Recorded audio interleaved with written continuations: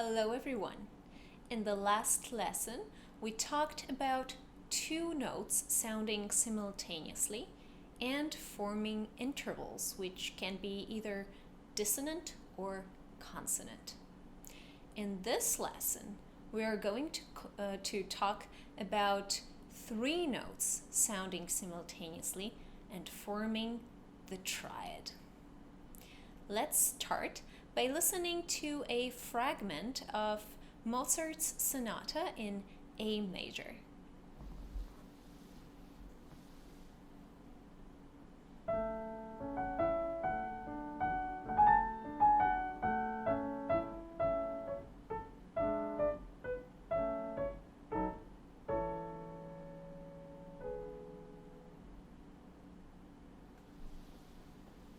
So these were four measures out of a Mozart's sonata.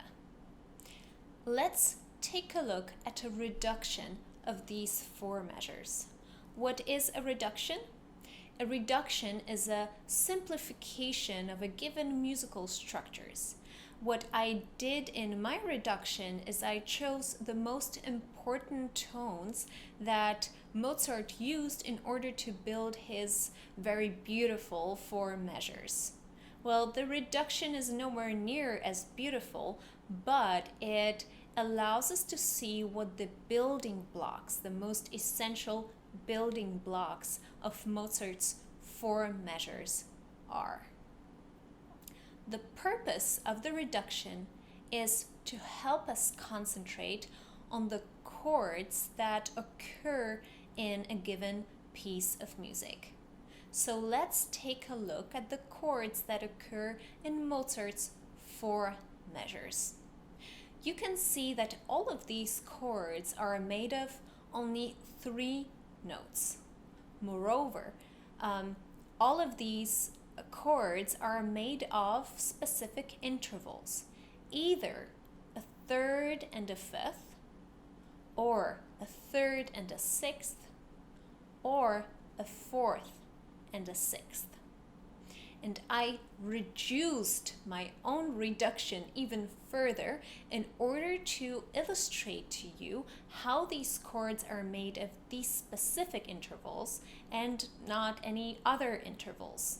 So let's take a look at the first chord. It is made of the third above the lowest note and a fifth above the lowest note. The second chord, on the other hand, is made of a fourth above the lowest note and a sixth above the lowest note. If you take a look at this chord from the last measure, from the fourth measure, you will see that it is made of a third above the lowest note and a sixth above the lowest note. The first chord that we looked at, the one that was made of a third and a fifth above the lowest note, is called the triad. And the lowest note of that chord, we're going to call it the root of the triad. Now the other chords, the ones that are made of a third and a sixth, or a fourth and a sixth, in other words, the chords that do not have a fifth inside of the chord, they are not going to be called triads. We are going to call them inversions, which is a very important concept. But before we go on to inversions, there is something very important that you have to know. The triad is the basic element of the harmonic vocabulary of tonal music.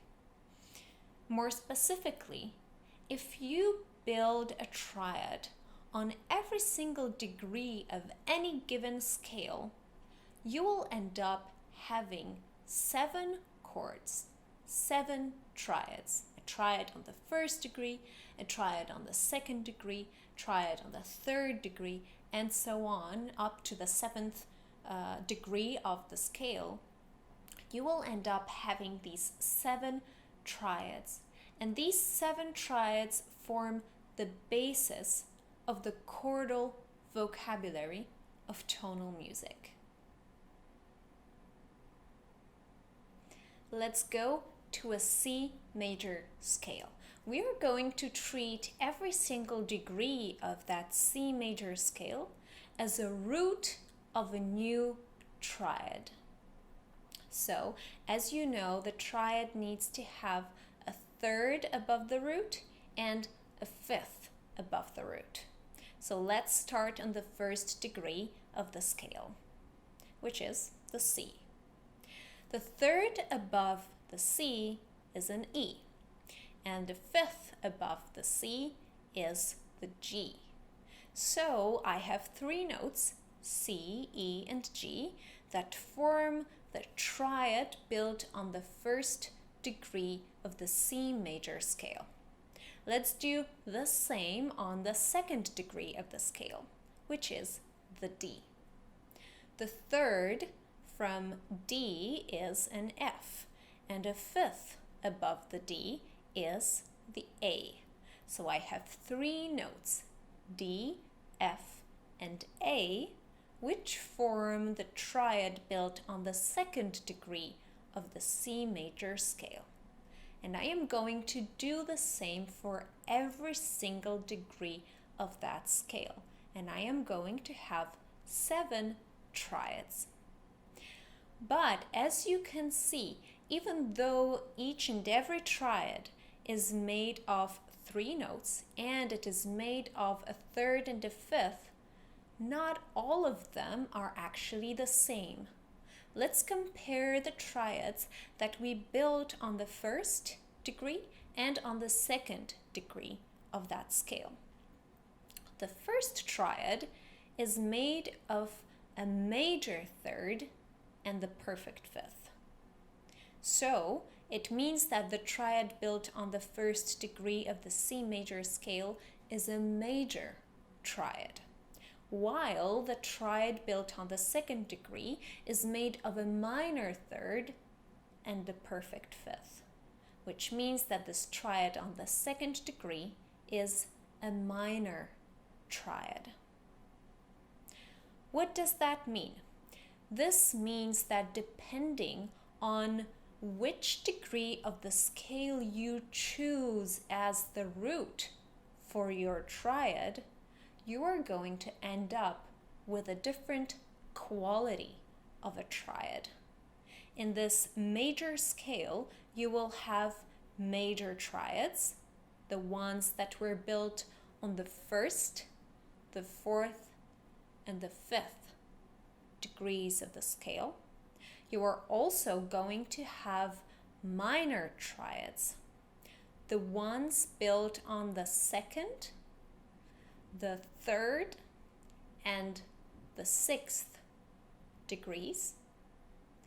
And you are also going to have a diminished triad, which is built on the seventh degree of the scale. You are probably thinking, does the same apply to a minor scale? Let's see what we end up having if we treat every single degree of a minor scale as a root for a new triad. And we are going to do that with a natural minor scale. Let's choose A minor. We're going to build a triad on the first degree of that scale, which is an A. We need a third and the fifth above A, which is C and E. We have 3 notes, A, C, and E, which build our first triad. We're going to do the same on the second degree, which is B. The third above B is a D, and the fifth above B is the F. So we have 3 notes, B, D, and F, and these 3 notes form the triad on the second degree of the minor natural scale. As you can see, again, I have done so with every single degree of the minor scale. And I have ended up having minor triads, the ones built on the first degree, the fourth degree, and the fifth degree of the minor scale. I also have major triads, the ones built on the third degree of the scale, the sixth and the seventh degrees of the scale. And I also have a diminished triad, which is made of a minor third and a diminished fifth, which in the natural minor scale is the triad on the second degree of the scale. As you can see, I have used Roman numerals, the symbols for numbers that were used by ancient Romans to signify the degrees of the scale. So I could say that chord 1 in a minor scale is a minor triad. Chord 4 in a minor scale is a minor triad.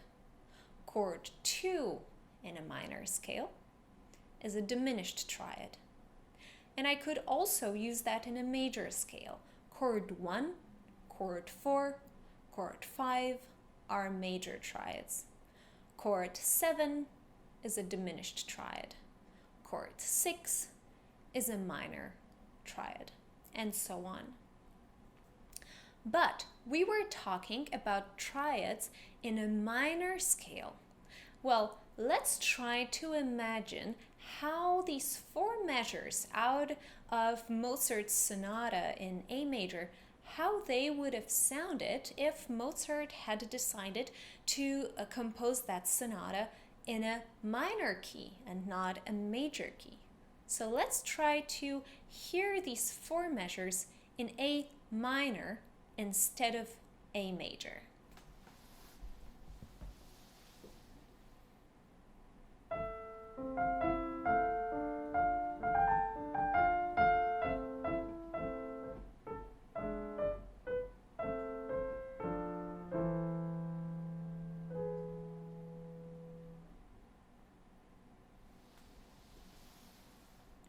And let's take a look at the reduction.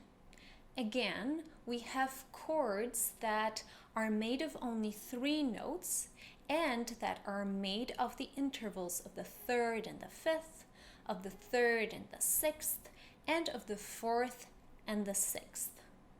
But I would like you to pay attention to the very last chord in measure 4. We are in A minor, and you can see that this chord is made of 3 notes, E, G sharp, and B. I would like you to compare these 3 notes with the triad that we built on the A minor natural scale on the 5th degree. The 5th degree of A minor natural scale was E, and the triad that we built on that degree was E, G, and B. What's the difference? In our rendition of Mozart's piece in a minor key, we had E, G sharp, and B, while in the natural scale we had E, G natural, and B. The reason why this G is raised is because the G is the 7th degree of A minor scale, and sometimes that 7th degree can be raised. And when we have a minor scale whose 7th degree has been raised, we call this scale a minor harmonic scale.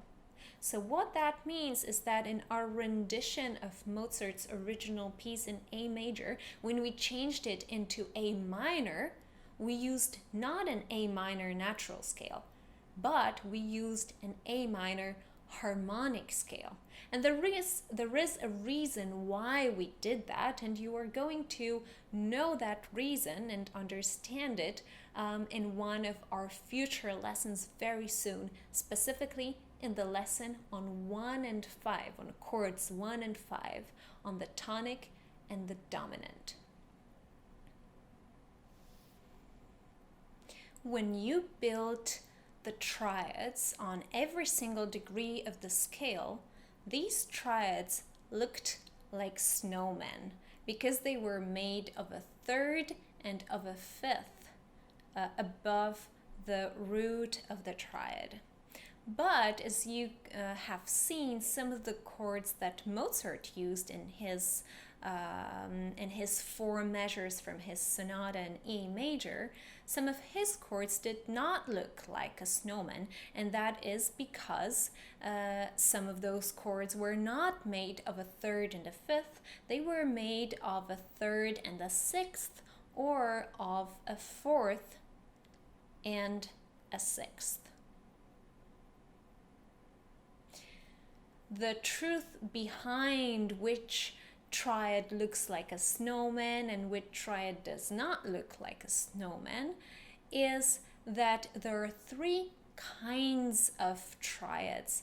There is a triad that we will call a root position triad, which is the triad that you built when you made the triads on every single degree of the scale. But apart from the root position triad, we are going to have the first inversion of the triad and the second inversion of the triad. So let's reiterate that. You're going to have a root position triad, the first inversion, and the second inversion. And let's see how that looks in practice and how to invert a triad by looking at an example in C major. I have 3 notes, C, E, and G. And I call this triad a C major root position triad. I call it a root position because the root of the triad is the lowest note of that chord, and because the intervals that this chord is made of are the third and the fifth. But let's imagine that I want to shuffle these notes a little, and I am going to move the C, which is the root, to the very top of the chord. And this time, the lowest note of the chord is not C anymore, is not the root anymore. This time, the lowest note of the chord is E. And if I want to shuffle these notes once again, I'm going to move the E to the very top. And this time, the lowest note of the chord is going to be a G. It is important that you know how to name every single note that makes up your triad. Let's go back to the first root position triad. The C is the root, the E is the third, and the G is the fifth of the triad. In the first inversion, the lowest note is not the root, it is the third of the triad. And in the second inversion, the lowest note is not the root, not the third, but the fifth of the triad. So in this lesson, you have learned a lot. You have learned that the triad, and specifically the 7 triads, major, minor, and diminished, that can be built when we treat every single degree of any given scale as a root of a potential triad, that these 7 chords make the very basis of the chordal vocabulary of tonal music. and you have learned how to name these triads. You have also learned how to name the chords using Roman numerals in a major and in a minor scale. You have learned that the triad built on the fifth degree of a minor scale will be different in a natural minor scale and in a harmonic minor scale. And finally, you have learned that one can invert a triad, that one can have a root position triad, where the root is the lowest note, but what could also have a first inversion, where the third of the triad is the lowest note, and one could also have a second inversion, where the fifth is the lowest note. That was a lot. So don't forget to go on to the explore section of this lesson, and then finally to the practice section of this lesson in order to build your own triads and experiment with them. See you soon in the next lesson.